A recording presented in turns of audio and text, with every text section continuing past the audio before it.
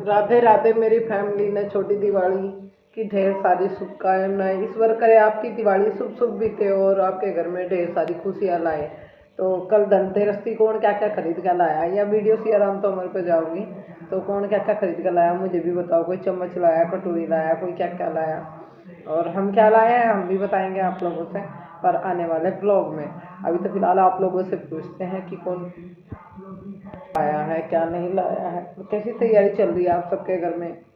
कौन कौन मतलब जो आपके बेटा बेटी बाहर रहते हैं वो घर आ गए हैं दिवाली की खुशी पर, क्योंकि बहुत के लड़का लड़की बाहर जॉब करते हैं, किसी का बेटा, किसी की बेटी, किसी का हस्बैंड, किसी का देवर, किसी की दुरानी। तो सब है ना दिवाली के टाइम में ना सब दूर दूर है ना अपने घर आ जाते हैं। धीरे धीरे पता है हमारी कल चाची सास बोल रही थी कि जो बाहर नौकरी करते हैं, जो मतलब बाहर रहते हैं, वही विदेश, तो जैसे कि गांव में रहने वाले दिल्ली रहते हैं, मेरठ रहते हैं, ये मुजफ्फरनगर रहते हैं, बड़े बड़े शहरों में कहीं इधर उधर नौकरी करते हैं, तो त्योहार के दिन वो भी है ना उनकी भी वाइफ दिया जलाने के लिए मतलब गाँव आ जाती है। तो बहुत वो माना जाता है दिवाली पे सभी अपने देवताओं को बड़ों को मनाते हैं, दिए बालते हैं। तो कल जिक्र चल रहा था इस बात का, मैंने कहा हाँ सही कह रहे हो चाची जी, सभी आते हैं दिवाली, ऐसा शुभ त्यौहार। अभी देखो कमेंट आ रहे हैं, कोई 31 की मना रहा है, कोई पहली की मना रहा है, पता नहीं अब की बार दो बार कैसे मनाई जा रही है, वो क्या रहा है हमें खुद समझ में नहीं आ रही है। कोई कह रहा है कि 31 की है, कोई कह रहा है पहली की है, पर यहाँ लोग बोल रहे हैं कि 31 की है, कुछ बोल रहे हैं पहली की है। अब जैसे भी होगा, जो भी डिसाइड होगा देखी जाएगी। वही है, जैसे मोहल्ले वाले मनाएंगे, गांव वाले मनाएंगे, वैसे ही हम मना लेंगे। और मेरे दूसरे चैनल पे एक बहन का कमेंट आ रहा था कि इसको है ना ये चीज़ें मांग रही है, इसको चीज़ें दे दो। बहन मैं इसका रिप्लाई ना उसी वाले चैनल पे करूँगी, विलेज ब्लॉगर ज्योति वाले पे। जो इस पर नए हैं उसको जाके सब्सक्राइब कर लें, उस पर देख लेना जाके, मैं रिप्लाई दूंगी आज ज़रूर, क्योंकि ये बात मेरे को बहुत लगी। अगर किसी को अपने मन की बात बोलना गलत बात है तो फिर सब मन में ही रखने लगे और अंदर ही अंदर जो है ना घुटने लगे, घुटन महसूस करने लगे, तो किसी को ये चीज़ें नहीं बोलनी चाहिए। मेरे को लग रहा है कि ये चीज़ मैं आपको बोलूँ, बताऊँ, आप मेरी फैमिली है, शेयर करूँ कि किस तरह की सिचुएशन हो रही है, क्या हो रहा है। तो गलत बात नहीं है मेरी, आप भी अपनी प्रॉब्लम्स बात, कोई बात, कभी कभी ऐसा होता है कि एक बहन थी, उन्होंने मुझे बड़ा लंबा सा एक कमेंट किया, अपनी बात उन्होंने उस कमेंट में लिखी, मैं यहाँ बताऊँगी तो नहीं क्योंकि मैंने पढ़ लिया तब तो बहुत नीचे ऊपर हो चुका होगा। तो उन्होंने अपनी बात लिखी मन की, तो मैं समझ सकती हूँ, ठीक है। एक जैसे कहते हैं ना, एक औरत ही दूसरी औरत का घर बिगाड़ने पर लगे रहते, एक औरत ही दूसरी औरत का दर्द ना समझे तो फिर औरत होने का फ़ायदा ही क्या है?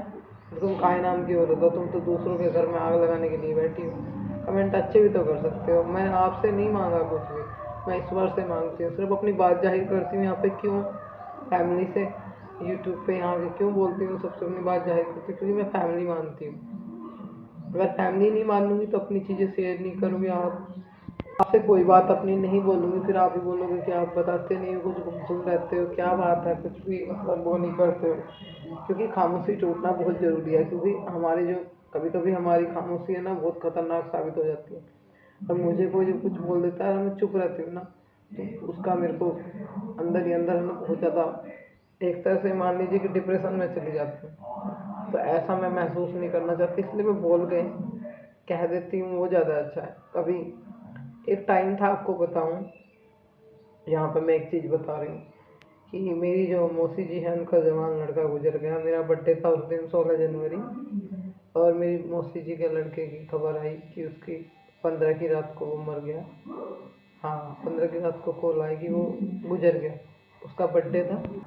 वो जो है ना हरिद्वार में नौकरी करा करता था, और हरिद्वार से 8 किलोमीटर आगे रुड़की के रास्ते पर जा गया और ट्रक के नीचे आके हादसे में ट्रक का पहिया उतर गया, उसकी मौत हो गई। एक उसका दोस्त था, उसकी भी मौत हो गई। तो मतलब तब मेरे को पता चला, तो मैं मम्मी के साथ में लगी हुई, तो मैं रोई नहीं, मुझे आंसू नहीं आए, और मेरा जो है ना बेबी पेट में थी अब नहीं, तो मैं रोई नहीं बिल्कुल भी, मैं गुमसुम इतने तरीके, इतने उससे शांत रही, बिल्कुल शांत, एक आंसू मुझे नहीं टपका। सबने मुझे रुलाने की बहुत कोशिश करी कि ये रो पड़े रो पड़े रो पड़े, पर मुझे आंसू नहीं आए, खूब जोर लगाए। मुझे इतना तगड़ा सदमा लगा उसका, इतना तगड़ा सदमा लगा, 2-3 लाख रुपए एकदम मेरे ऊपर लगे। मैं इतनी डिप्रेशन में चली गई, मेरे सर में इतना दर्द हुआ, इतना दर्द हुआ। और बेबी मेरे पेट में, बस मेरे बहुत बुरी स्थिति हुई, मर मर के बची। मुझे कभी इधर डॉक्टर का, कभी इधर डॉक्टर का, ठाव ठाव फिरे, मेरी हालत ख़राब होती चली गई। ऑक्सीजन लग गई, डॉक्टर ने आईसीयू में भर्ती कर दी, बहुत बुरी हालत हो गई, इतनी बुरी स्थिति हुई। 2 लाख रुपए लगे, 2-2.5 लाख रुपए लगे, जब जाकर फिर मेरी जान बची। और फिर जब मेरा भाई गुजर गया उस टाइम तो मैं जा नहीं पाई। उसके बाद जो है ना, मैं गई अपनी मौसी के पास में, मौसी से मिली, तब मैं बहुत रोई। अपने भाई को याद करके बहुत लाड करा था, बहुत प्यार करा था। मौसी का हो या मामा का हो या खुद का भाई हो, भाई तो भाई हो। देखो चाहे बहन भाई में कितनी भी नाराजगी हो जाए, कितने भी गुस्सा हो जाए, लड़ाई हो जाए, बिड़ाई हो जाए, पर बहन के लिए कभी भाई दुश्मन नहीं हो सकता। और चाहे वो कितने भी दूर रहो, कितने भी हमारे में गुस्सा हो, नाराजगी हो, फिर भी बहन के दिल में भाई के प्रति प्यार रहना है, चाहे कोई समझो या ना समझो। तो वो गुजर गया, उसका दुख मुझे आज भी हो गया है। बहुत लाड करता, बहुत प्यार करता।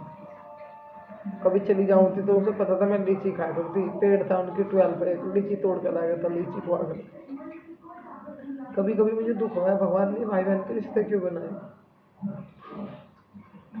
कभी कभी दिन रिश्तों में बहुत बटाव आ जा रहा है। तो चलिए अगले ब्लॉग में मिलेंगे एक अच्छी सी वीडियो के साथ।